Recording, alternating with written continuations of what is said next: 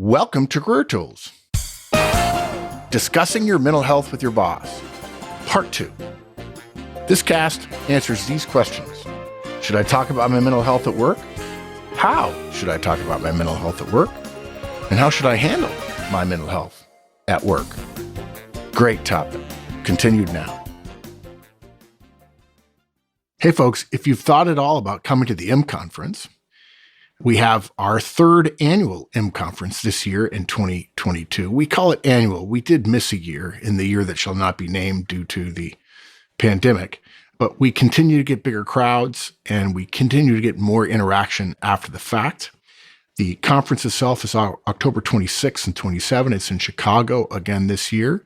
And perhaps more importantly, the sooner you sign up, the sooner you can attend our speaker series. Once a month, we have an executive from our community give a presentation specific to the community. We typically have 60 or 70 people signed in. We have a really robust discussion and question, and then a very healthy discussion online after the fact. So if you're thinking about it, come to the website, M Conference, October 26th and 27th, and the speaker series leading up to it.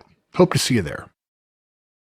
One of our pieces of guidance, you said, was get a professional diagnosis. Tell us. Exactly. And it's great to be aware of your own mental health and to actively seek answers. You should not be trying to self-diagnose mental illness or mental health issues, whatever wherever on the spectrum you fall from totally sane to totally mental. There are over 200 recognized forms of mental illness, and they change. That's why the DSM, which is the code for different illnesses, is on version number 5, and they're talking about version number 6, because the more knowledge we get, the more we change where we see things and what we see the help might be. And self-diagnosis, and particularly self-medication, can be deadly. People die all the time of taking mental health medications incorrectly. So if you think you have a mental health issue, see a professional and get a diagnosis and medication. Yeah, and if you have seen a professional, I'm sure we're going to talk about this, I may be jumping ahead, but maybe you've seen a couple and you've gotten a clear diagnosis and you understand it, as opposed to just a family friend saying, oh, definitely, you're depressed. Because there are two types of depression, the clinical one and the social one, and they're two very, very, very different things. But if you have done that, and then your boss is abusive, that's an entirely different thing. Yeah, absolutely. Right? So we don't mean to suggest this is all on you, but it does start with you. Mm-hmm. Is it fair to say that as a general rule? Yeah, that's where I feel so. it. Yeah. And I think a professional will help you deal with that situation rather than trying to just say, that's a really bad situation, you should get out of it, right? Because that's not always a good answer. Right. Seeing a professional is both preventative and proactive. So, you know, whilst we've said attitudes to mental health are changing, that doesn't mean that your manager or your colleagues or your company's attitudes have changed. Now, if the only company communication about mental health is coming from HR and only HR are talking about it, I can tell you for certain the rest of the company haven't caught up, because HR are always out in front on that stuff. Right. And you don't want a bad manager who's going to ding you or judge you or treat you negatively because you're depressed or because you're on the spectrum or because you're ADHD and he thinks it's made up. Or even worse, you tell him you're depressed when in fact you're not. And then he starts seeing you, or she starts seeing you through that lens. Exactly. And proactively, if you have an accurate diagnosis, the description of your symptoms and the effect on your work and the action strategies that you develop with your doctor will mean that you can get the right accommodations at work if you need them. And a lot of the time, what the doctor will suggest is a whole bunch of strategies that don't need you to tell anybody. Like the first thing that people say for ADHD is write things down. And you don't need to ask anyone to write things down. This has been an ongoing sort of bugaboo for me. Well, I have memory issues. And it's always said with this officious sort of tone as if to suggest that I have been diagnosed. But I have talked to several people that memory diagnoses are not trivial. Not trivial. And these people are essentially, they're almost like they're malingering. They're essentially lying in order to get what they want to the organization. And heck, if that's the case, everybody over the age of 60 has an issue and therefore needs an accommodation, because I live and breathe words every day. How many books do you think conservatively, the two of us, Wendy, in the last nearly 20 years of working together, how many books have we written? 100? Oh, yeah. 200? Yes. Easy. Easy. We're approaching 2 million words between the two of us. Yeah. And by the way, that's only in books and podcasts. That doesn't include the 3.5 foot high pile of documents that are coming out for a new product that's coming out in a couple of months.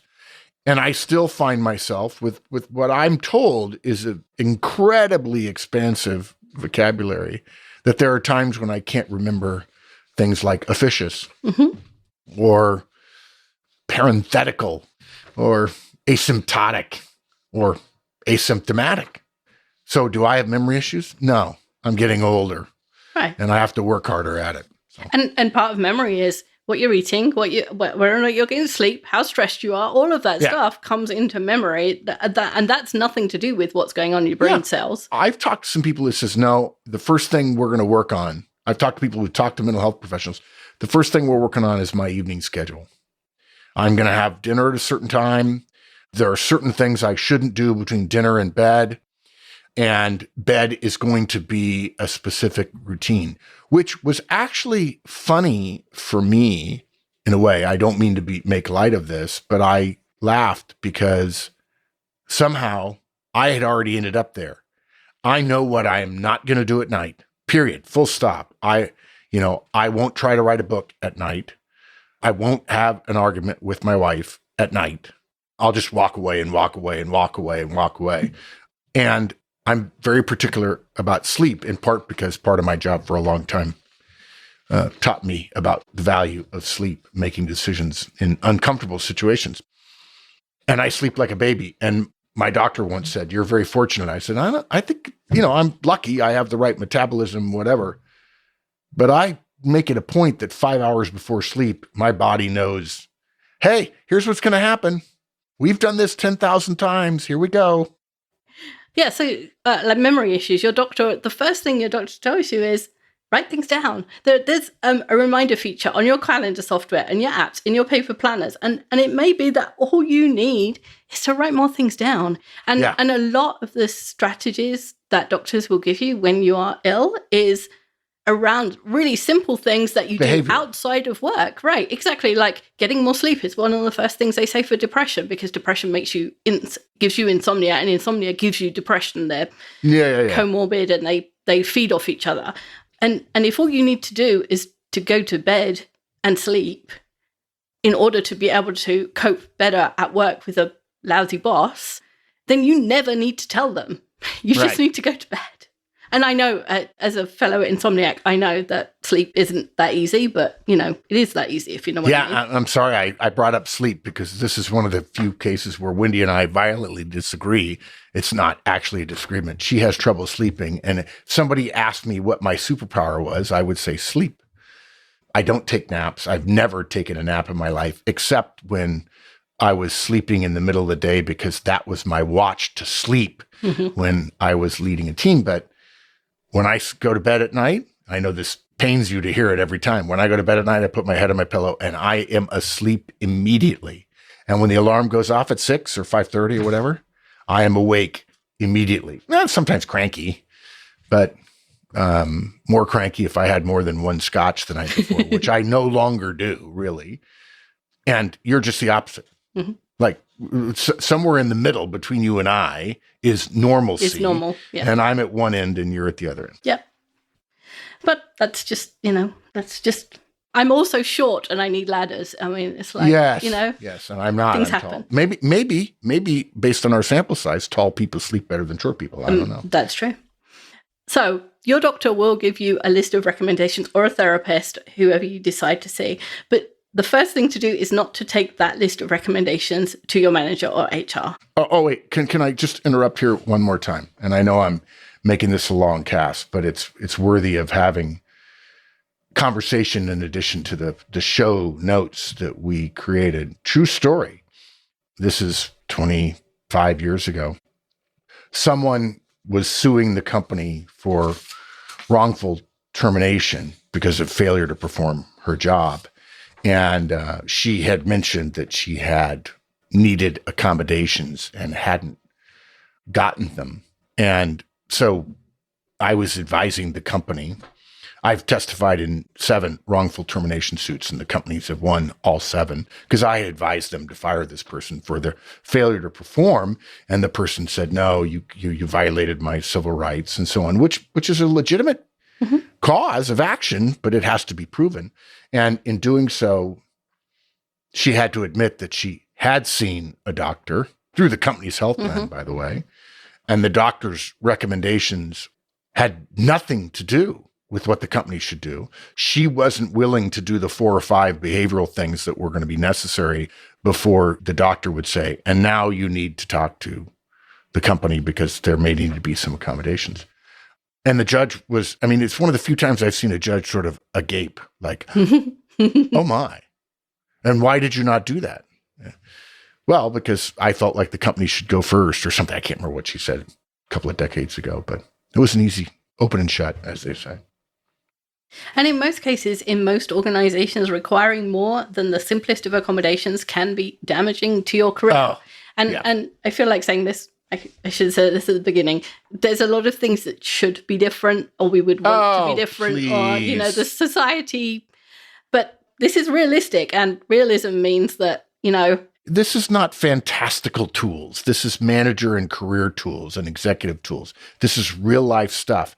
You know, if you want unicorns, go somewhere else. We're not that.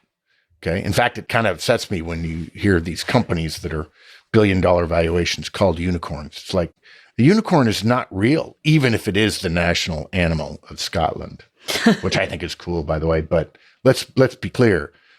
We live in the land of the real world. We do not make recommendations. What is it we always say to people? People say, hey, I know you don't recommend this, but I need to know how what you do. And I say back, tell you how to do things. We will not make a recommendation for you to do something or how to do something, which we would not recommend you do. So there you go. Anytime there's a barrier between or a difficulty to the creation of the results the organization needs from a person, there's a potential negative on that person's career. And it doesn't matter whether it's illness or childcare needs or a skill deficit or professional immaturity or a personality conflict, whatever it is, one of those or one of 100 other things, whenever there's a barrier to the results being created, there's a negative on your career. It just is. So don't publicly declare I'm on the spectrum. There we go. We get to the point that I made earlier. Yeah. Or I have anxiety and I'm fearful of change, as if the declaration alone represents a need or a demand for accommodations. Yeah, I mean, which is honest, what people do, right? Yes, in the modern world, now that mental health has become more acceptable to talk about, and managers and individual contributors need to be able to talk about it as a function of their job and need to know the right way, a la, therefore, this cast. This thing of I'm on the spectrum is equivalent to the famous Office episode, the American sitcom, not the British one. I'm sure Ricky Gervais did something like this, where Michael, the office manager, I guess, the regional manager, has managed his personal finances poorly, and he goes to Oscar, the finance person, one of the finance people, and says, hey, what am I going to do? I got these debts and everything else. He says, well, you know, it's pretty obvious to me looking at this at a very basic level is you need to declare bankruptcy. And Michael says, okay. So he walks into the middle of the office and he says, I declare bankruptcy, right? Making a declaration, right? And I'll say it again. It is an embarrassment to say that as if you can do it when other people actually are on the spectrum or do have already diagnosed and accommodated issues of anxiety in certain situations. And you just say, you know, I'm fearful. It's okay to be fearful. Mm-hmm. Okay. And there's a difference between you feeling fearful and that somehow being a mental health issue. Organizations are not required to give you a workplace free of fear or free of anxiety or free of risk. I mean, it can reduce the danger, but clearly we can't eliminate the danger in all circumstances. But in an office environment, fear or risk or hurt feelings. Nobody owes you feelings that are never hurt. Yeah, so you don't want to make declarations like that before getting a diagnosis or considering whether or not the need for accommodation actually needs to be acknowledged and acted upon by the company. If the list of things that you're going to do to help yourself don't ever need to be talked about with anyone, a la writing things down, then don't ever say it. You don't need to, because there's no point in risking all of the negative consequences when there's no need. And your workplace, like my workplace, I guess, like all workplaces, is full of human beings, inherently flawed people who make judgments and have behaviors that are not ideal, unfortunately. That's just human beings. And we might want or strive for or wish for a totally perfect workplace, but that's not what we have. And therefore we have to be realistic. Yeah. And we want you to consider all of the consequences, the potential consequences, before you act. Because if you go into work and say, I'm so anxious, I can't work in this office anymore. And somebody says, well, if you can't work in this office, then you need to leave this job. And you don't have a job and a paycheck next week. That's kind of our fault, right? And we don't want to be there. Yeah, and different kind of anxiety as well. Mm-hmm. Folks, if you're a listener and you haven't yet come to the website and shared with us your email address, I'd like to encourage you to do so. I hope you're benefiting enormously from the casts. We have hundreds of thousands, even millions of listeners a month. And it helps us a lot, and it will help you too as well to become a member. Membership itself is free.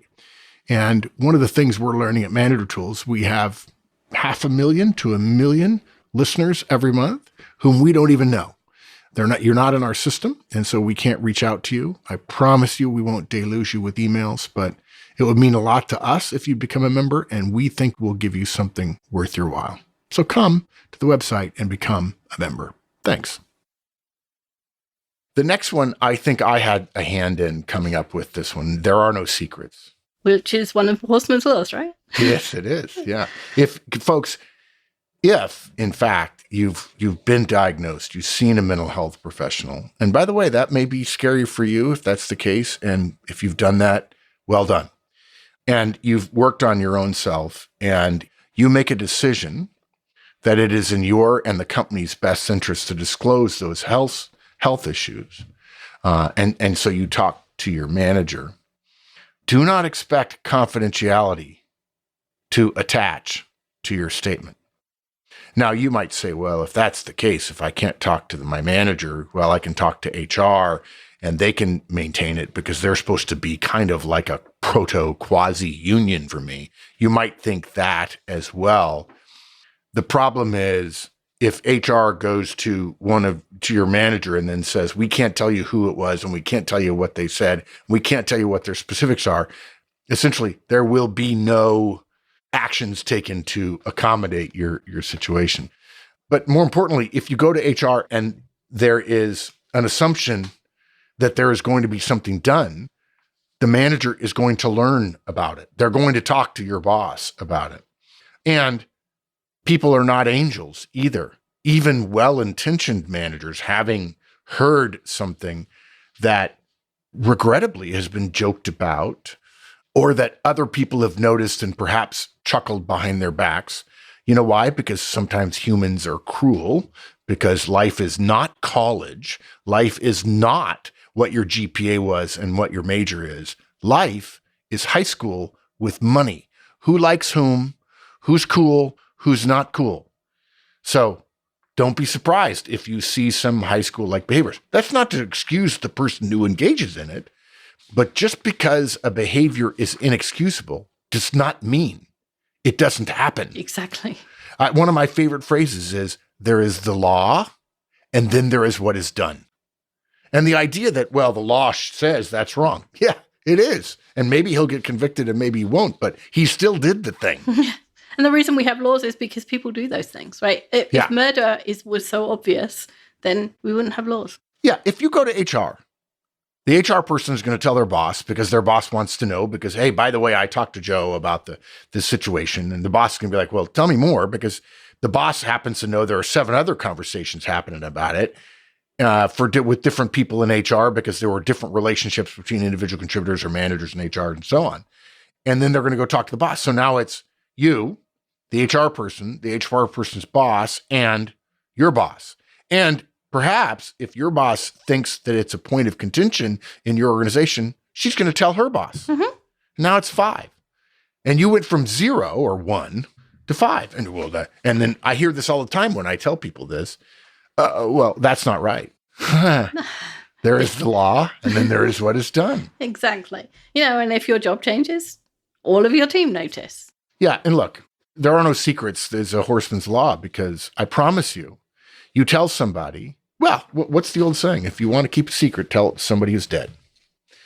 And bigger company, more people are going to hear about it. And once it gets out from your lips, the next person sharing it to somebody else, there's a successively lower barrier that it has to get over. And then pretty soon you might as well just be pouring water on the floor. It goes everywhere. Look, something. If you have a secret meeting or you say, I'm out this afternoon and you don't say it's vacation or something, people notice that stuff. If you're consistently out of the office every Wednesday from 1 to 2, dude, don't think you're James Bond. You're not. Everybody knows that. Or they look at a calendar of the month trying to find time with you and they say, what is this? Yeah. Appointment. Why are you never available on a Wednesday afternoon? And I don't think that's a condemnation of the people who notice that stuff. I'm glad that people notice patterns in calendar. But it's human nature, in fact. In fact, your brain is literally a pattern-seeking and categorizing entity. But look, if your mental health issues are sufficient to affect your daily life, your colleagues have already noticed. That's the one that people never get. And they do it for DISC as well. People say, I don't want people to know what my DISC profile is. Yeah, you realize they know that you're just leaking it. Yeah. Who you are speaks so loudly, I can't hear a word you say. Yeah. DISC just gives people words to use rather than labeling people and judging people. We can evaluate and adjust. But look, the definition of a disability is that it substantially limits a major life activity. If you have a disability that requires some accommodations, your ability to work, which is a major life effort, is being impacted. But if your work is not being impacted, you don't have a disability. People don't get that. And people around you might not say, oh, that person's got depression or that person, they might not name it, but there is a conversation going on like, oh, he doesn't seem like himself. Have you noticed so-and-so is a bit off? Like, she looked really upset in that meeting. Do you think we should say something? Those people are not talking behind your back. No, they care about you. Those people are genuinely concerned about your well-being. Yeah, exactly. And the vast majority of the cases, they don't talk to you about it because they don't want to upset you any further. Yes. One of our colleagues recently had a death in her family, and I have had a conversation with several people this week. I said, how do you think she's doing? And that's because I care about her and I don't want to keep asking her, Isn't that interesting? Because I just go right to the source. How are you? How are you? I don't want I'm not saying you're wrong and I'm right at all, but there's humanity for you. Same situation, two different people, two different. Exactly. Yeah, it's funny. Yeah. And the definition of disability, it makes the line at which help is desirable and at which it's required incredibly subjective. Oh, totally. I've seen court cases. Yes. Yeah. Substantially limiting a life activity is like, oh. Well, substantial? Yeah. Life? Limiting. We can discuss all of those things. And it also means that you will probably have felt the effects of your illness for a long time before you reach the standard of a disability for a mental illness. And so taking action yourself, such as seeing a doctor or trying medication and building a support system and all the things that doctors tell you, none of which are ever chocolate crisps and more things that you like, will hopefully prevent you ever having to need to have a discussion about a disability. If you can nip it in the bud, it's so much better. Yeah.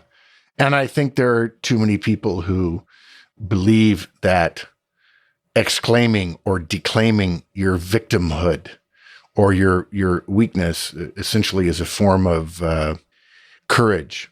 Let me put it this way. If you are in fact mentally ill and you have a disability, being willing to talk about it with your colleagues, that's courageous. It's not courageous to not know. Mm-hmm. and to use it as a shield to prevent you from having to do difficult things. And unfortunately, there are people who do that. And if you're one of those people, we want you to stop. As a matter of respect for honoring those people who legitimately have good work with the right reasons in an ethical, professional way, who want to do that for an organization, and yet because of a disability are limited in some way. Yeah, We shouldn't sully them while trying to, not curry favor, that's the wrong phrase, while trying to benefit from being in the spotlight. It's a vulgar, messy, selfish thing, and it hurts other people who are already suffering, whether it benefits you or not. Well, that's it for part 2, folks. But this is a long topic. We're really getting into some details, so it's actually totally a 4-parter. So stay tuned next week for part 3, and then the week after that, part 4. We hope we're helping you becoming a better professional. See you next week.